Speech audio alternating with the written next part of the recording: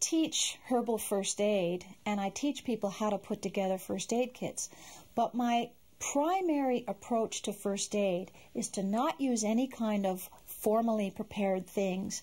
My first approach is, what can I pick right out in the garden, right on the spot? Because that's usually what happens. If an accident happens, you know, you could be out on a picnic. You could be at someone else's house. You don't necessarily carry a big first aid kit around with you all the time. And so I like to know, what are the basic things that I could use to stop bleeding or to soothe a burn, things like this.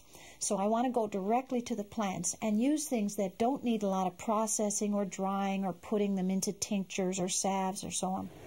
I guess the plantain is what my parents used a lot. So we use that quite a bit, and it's a really beautiful herb. It's good for everything. Eh?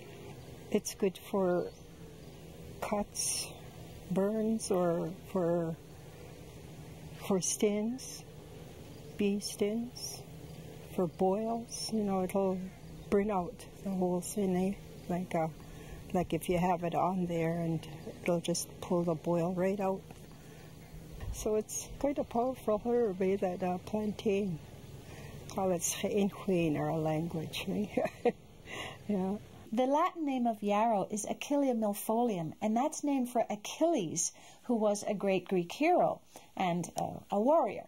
And so this plant was used by swordsmen and warriors, carried in their kit bag, the powdered herb, to sprinkle on a wound, particularly good for a cut, like a sword wound or a cut, a deep wound, which has been where you've got the possibility of infection from bacteria. So its antibacterial property kills the bacteria, and again, like the plantain, the astringency helps to close the wound.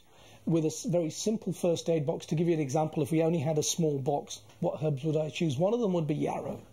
Yarrow is an excellent one, very diverse in its actions and has lots of different uses, right from the common cold right up to something very complex like, you know, a cough or something for a cut or a bruise or something like that. So that would definitely be one of my favourite ones there.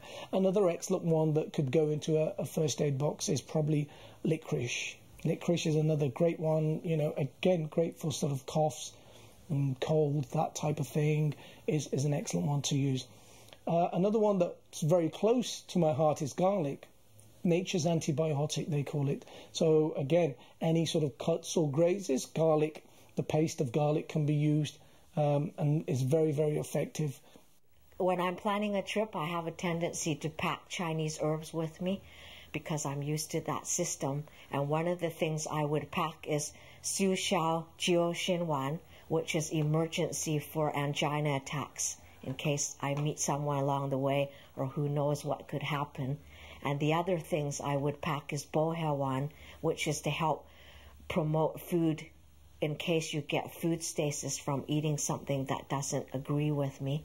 And the other final thing I would pack is Yunnan Payao, which is used for bleeding syndromes. In case you get cut on a camping trip and you can't stop the bleeding, it would help stop the bleeding immediately. I use ginger in my first aid kit, particularly my travel first aid kit, mainly because it's a great anti-nausea remedy. So it's wonderful if you've got problems with getting motion sickness on a plane. It's also good if you've had some digestive upset while you've been traveling. And it also is really good to include when you're having a cold or flu. And the reason, again, is that ginger settles down the digestive system because of that carminative property. It also is a mild antiseptic, and it also stimulates circulation, so it's wonderful for things like sore throat, to get the body focusing on that area directly. So I use it as a gargle for a sore throat. I would put in calendula salve and some calendula tincture because I think it's an excellent herb. It's anti-inflammatory, good for bruises, sprains, internal bleeding, ulcers. I mean, I would have that herb and use it in so many different ways, and it's just so healing. I always have echinacea in my first aid kit because whenever the body gets hurt, okay, in my opinion, the first thing that happens is the immune system goes down a little bit because it's going to work to help you. And so a lot of people will say, I fell down, or I was running a marathon and got hurt or something like that, and then, I got sick. And this is just a theory that I've worked out inside of me, that when we do get hurt, the immune system does go down because it's going to work to fix whatever we've just hurt. Okay, so first aid, the first remedy that comes to mind is the Arnica montana, which grows up in the mountains. We make a homeopathic remedy, which is a dilution of that tincture of the Arnica montana. Very, very good for any kind of soft tissue injury. And the children, if they cry, you always give a Band-Aid, which works very miraculously too. The Arnica, and it helps. For my first aid kit, I would definitely put the chamomile in there. It's a very soothing, calming herb. It's great for nerves in cases of emergency. I mentioned the rescue remedy. That's another one of Edward Bach's remedies, and there's a few remedies, flower essences in there, and that's for the emotional shock of any accident. So there's trauma on the physical body. You're going to have bleeding, contusions, but there's also going to be mental shock too, and it's towards that the rescue remedy helps to resolve some of the mental emotional trauma. It's supposed to work good for transplanting plants as well. If I were to choose one essential oil for my first aid kit, it would be lavender. Essential oils are all antiseptic and antibacterial, and to a less degree some essential oils are antiviral and antifungal.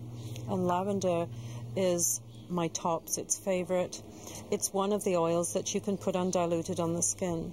So if you're out hiking and you cut yourself, or you had an open wound or a burn, essential oil of lavender you could just put straight on the site. I had one instance where a student called me, and a young toddler had walked onto a hot curling iron that someone had left on the floor and burnt his foot very badly. Now, in that instance, the first thing you do is standard medical treatment is cold water to cool the burn down. But then, by putting the lavender oil on the burn, it immediately stopped the pain. And it was just repeated applications, and then once the pain is gone and the child is calmed down, the lavender helps to heal over that wounded tissue. By the next day, the child hardly had even a mark on his foot. And this is a very typical reaction that you would have with lavender. That's something that normally you'd think would blister, doesn't blister because of putting the lavender oil on.